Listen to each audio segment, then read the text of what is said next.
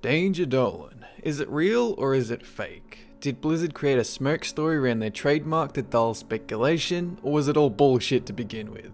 There remains only two expansion concepts that we can all universally agree will happen.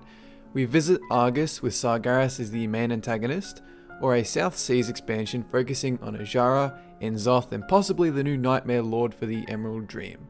It's true Blizzard might decide to pull a Pandaria, focus on one small idea and expand it exponentially, though if they do, I imagine it'll be situated between the South Seas and Legion expansions as a kind of filler.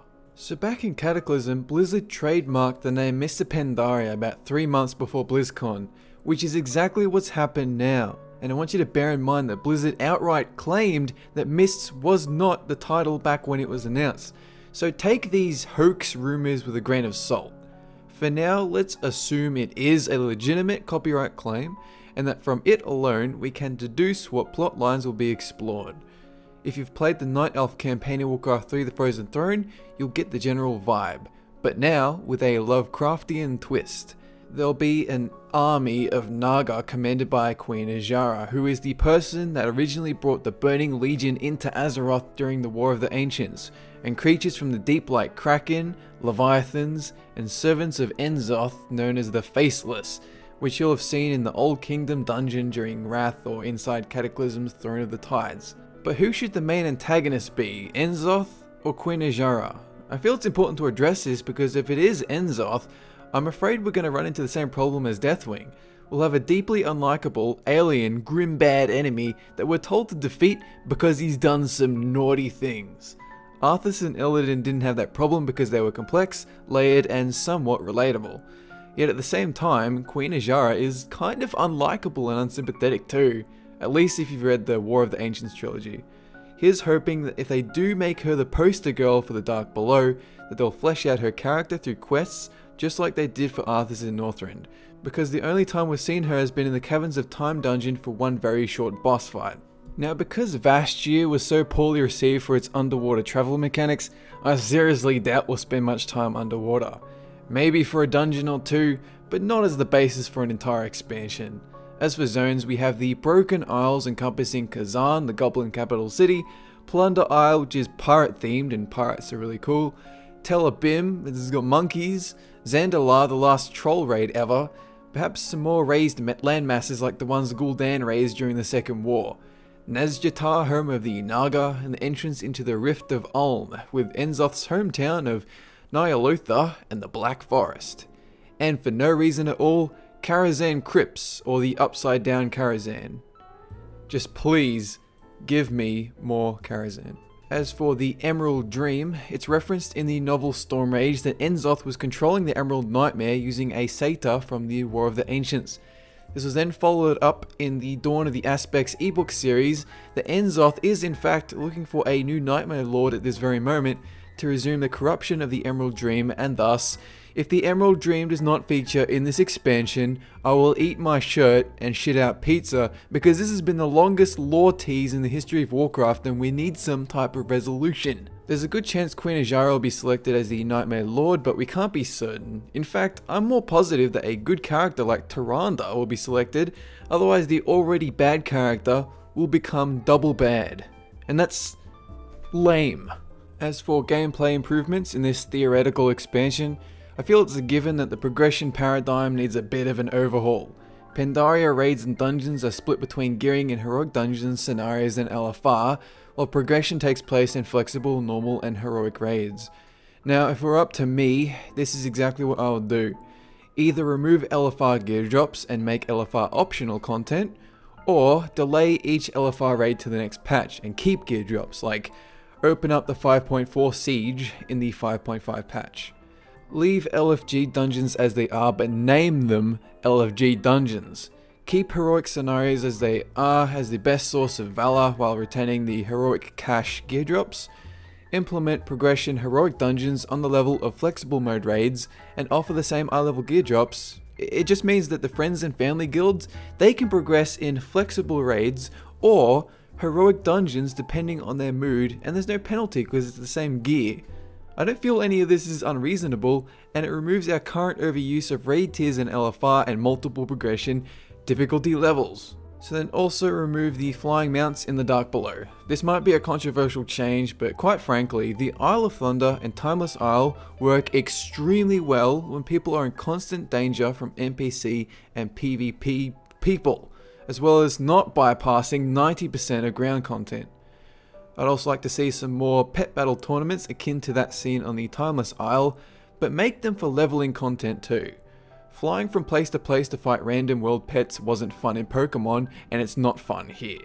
Maybe do instance version of dungeon environments and fill them with pet battle trainers with a nice juicy reward at the end. Playable Nagas. This must be a thing. Now a couple of viewer comments. This time I'm doing something different. I'm getting them from Facebook because I couldn't be bothered asking for YouTube comments. So first up we have Lawrence Liu Wang. Doubt it's a hoax. Blizzard always trademarks the expansion name 3 months before BlizzCon, which made the timing on this one perfect. Blizzard also have a track record of trying to throw the fans off like that time when people data mined the Worgen and Goblin masks, and Blizzard instantly created a bunch of other masks such as the Ogre and Murlocs. This time they decided to trademark something else without actually going through with it. Also the Raden defeated quote just clenched it for me.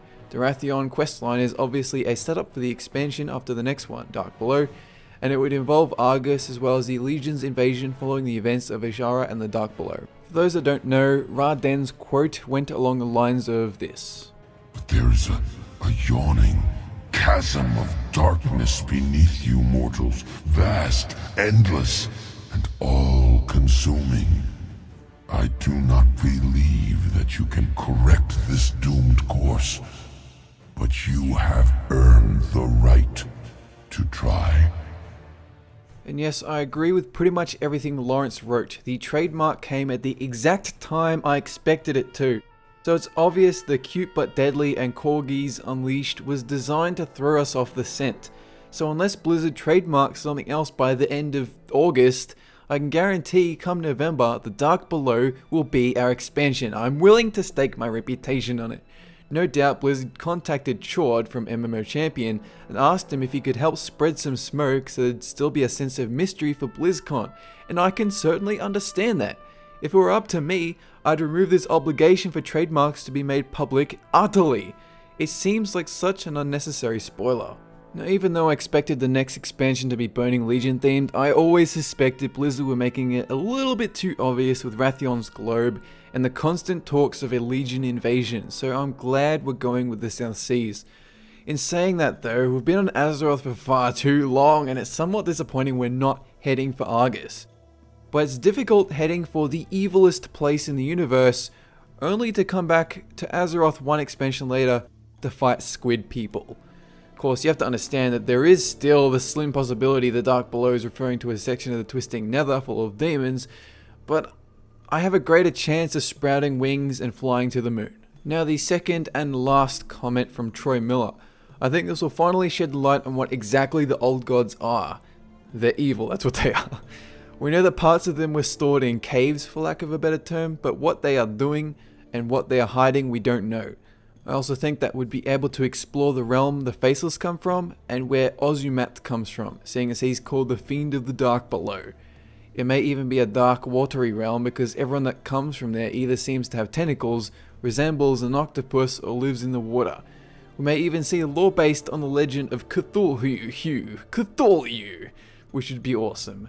Either way, I really hope this expansion is for WoW. I've always loved the idea of the old gods, and I'm quite happy that Cthulhu and Yogg-Saron aren't dead, since their real bodies are hidden beneath the land and oceans. But as I mentioned before, I'm concerned that the expansion will focus on them as the primary antagonist, when in reality, they work better hidden in the background, corrupting races, causing mayhem and insanity.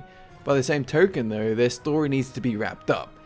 Y'Shaarj is the only old god who's been killed, and that created all the Shah.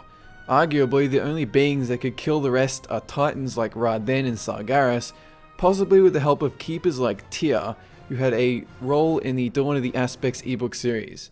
You can fight Enzoth in the Emerald Dream and his nightmare creatures that resemble a mix between the Shah and Faceless. In fact, most of the zones and storylines could feasibly be influenced by old gods, since the deeper you go, the closer you get to their true forms and those that have felt their influence. In any case, I'm hoping we'll focus on Azshara as the raid antagonist, while the old gods are enemies in dungeons, scenarios and questing content, then perhaps as bosses in a raid if it's appropriate. We'll see come BlizzCon. That's it for this discussion. I kept it pretty short because this video is only going to have a lifespan of about 3 months and then BlizzCon comes around and is useless.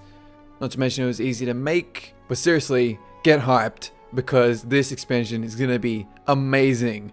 So that's it. Have a good one.